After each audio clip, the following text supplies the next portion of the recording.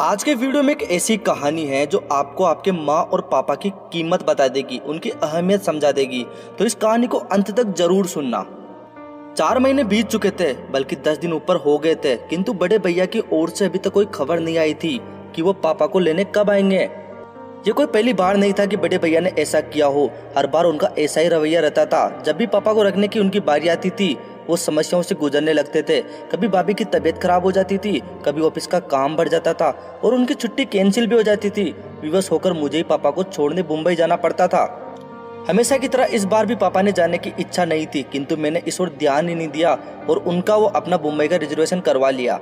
Delhi Mumbai Rajdhani express अपने time पर थी। सेकंड एसी की निचली बर्थ पर पापा को बैठाकर सामने की बर्थ पर मैं बैठ गया था। साथ वाली सीट पर एक सज्जन पहले से ही विराजमान थे, बाकी बर्थ खाली थी। कुछ ही देर में ट्रेन चल पड़ी। अपनी जेब से मोबाइल निकालकर मैं देख रहा था, तभी पापा का स्वर मेरे कानों पर टकराया। मुन्ना, कुछ दिन तो तू मुंबई रहेगा ना? मेरा दिल लगा रहेगा और प्रतीक को भी अच्छा लगेगा। पापा के स्वर की आर्द्रता पर मेरा ध्यान नहीं गया। मैं मन ही मन खींच उठा। कितनी बार समझाए पापा कि मुझे मुन्ना न कहा करो, रजत पुकारा करो। अब मैं इतनी ऊंची पोस्ट पर एक आसीन, एक प्रशासनिक अधिकारी हूँ। समाज में मेरा एक अलग रुतबा है, ऊंचा कद है, मान सम्मान है। बगल की सीट पर बैठा व्यक्ति मुन्ना सब सुनकर मुझे एक सामान्य सा व्यक्ति समझ रहा होगा। मैं तनिक जोर से बोला, पापा परसों मेरी गवर्नर के साथ मीटिंग है, मैं मुंबई कैसे रुक सकता हूँ?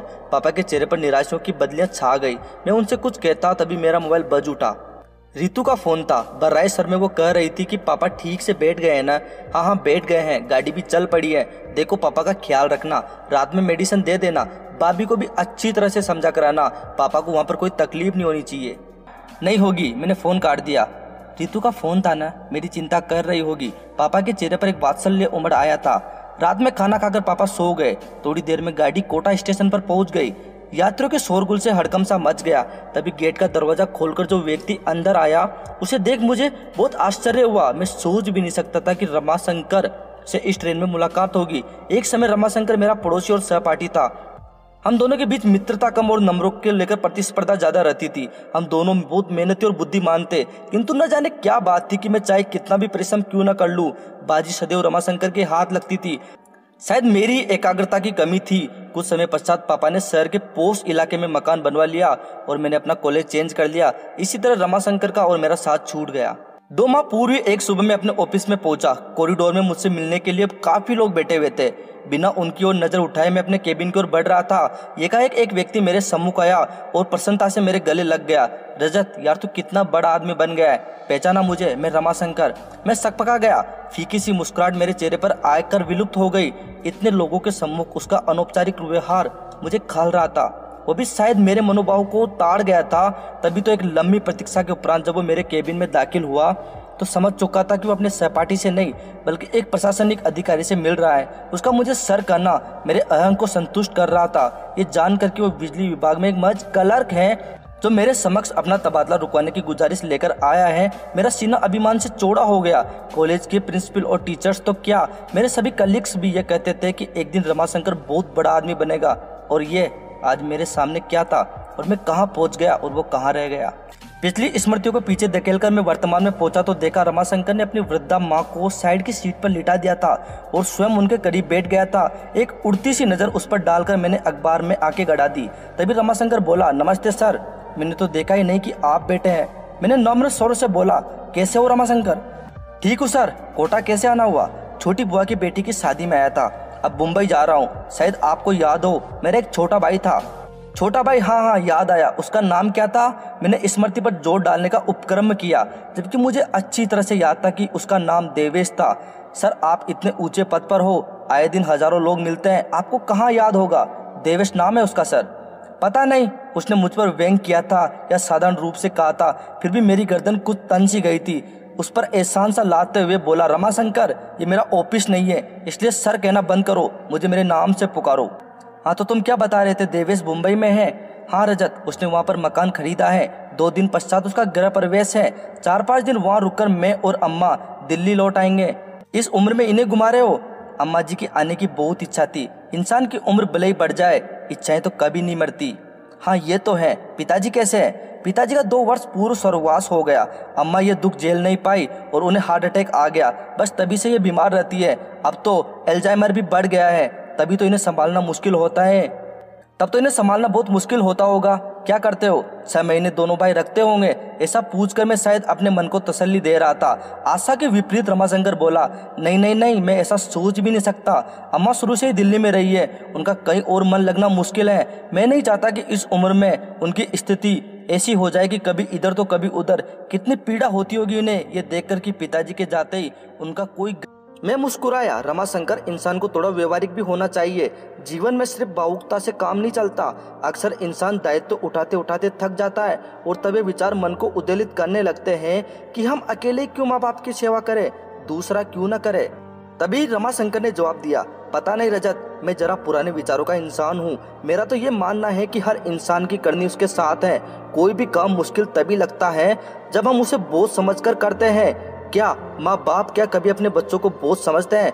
आधे अधूरे कर्तव्य में कभी आस्था नहीं होती रजत, मात्र औपचारिकता होती है। और सबसे बड़ी बात, जाने अनजाने हमारे कर्म ही तो संस्कार बनकर हमारे बच्चों के द्वारा हमारे सम्मुख आते हैं। समय रहते ये छोटी छोटी बात इंसान को समझ में आ जाए तो उसका बुढ़ापा भी संवर जाता है रजत। मुझे ऐसा लगा मानो रमाशंकर ने मेरे मुख पर तमाचा जड़ दिया हो। निशब्द मौन सोने का उपक्रम करने लगा, किंतु नींद मेरी आंखों से अब कोसों दूर हो चुकी थी। रमाशंकर की बातें मेरे दिलो दिमाग में हथौड़ा बरसा रही थी।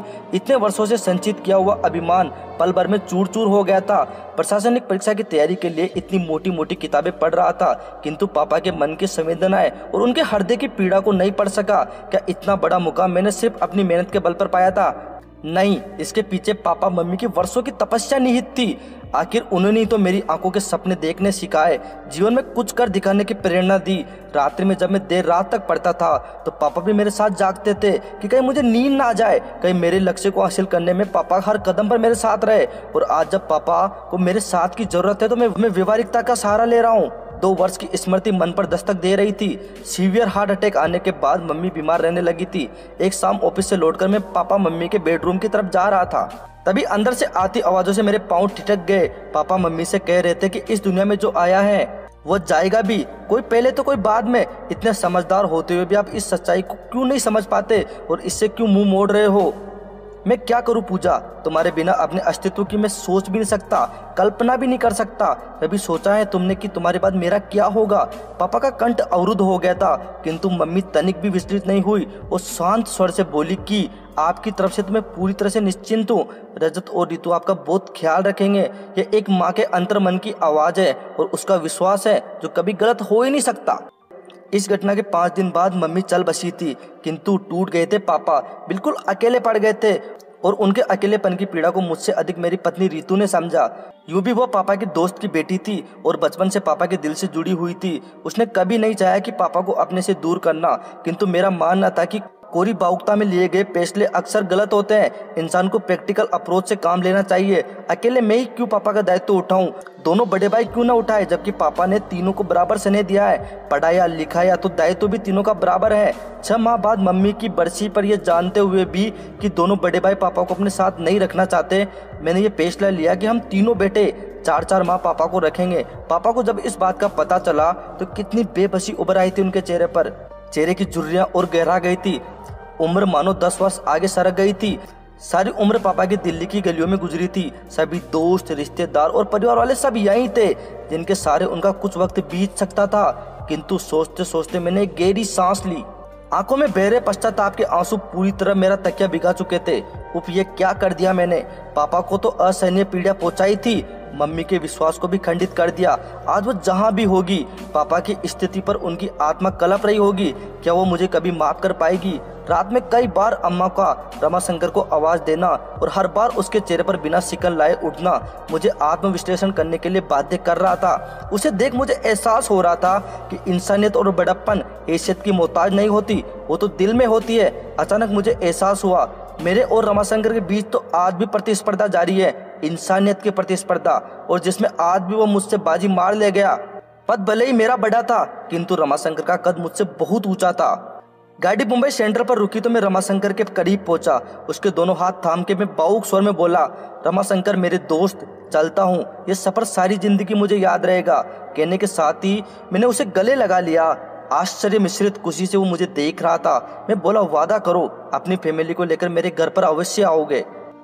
आऊंगा, क्यों नहीं मेरे दोस्त। आखिर इतने वर्षों बाद मुझे मेरा दोस्त मिला है। खुशी से उसकी आवाज़ कांप रही थी। अटैची उठाए पापा के साथ में नीचे उतर आया। स्टेशन के बाहर मैंने टैक्सी पकड़ी और ड्राइवर से एयरपोर्ट चलने को कहा। पापा हैरत से बोले, एयरपोर्ट क्यों? भावुक होकर मैंने पापा को गले लगा लिया और रूधे कंठ से बोला, पापा मुझे माफ़ कर दीजिए, हम वापस दिल्ली जा रहे हैं। अब आप हमेशा वहीं अपने घर पर रहेंगे। पापा की आंखें नम हो उठी और चेहरा खुशी से खिल उठा। पापा बोले, जुग जुग जियो मेरे बच्चे। वो बुदबुदाए। कुछ पल के लिए उन्होंने अपनी आंखें बंद कर ली और फिर चेहरा उठाकर आकाश की ओर देखा। मुझे ऐसा लगा कि मानो वो मम्मी से कह रहे हो, देर से ही सही, तुम्हारा विश्वास सही निकला। दोस्तों, अगर आपको ये कहानी अच्छी लगी हो तो आप कमेंट करके ज़रूर बताइए कि आप किस राह पर हैं।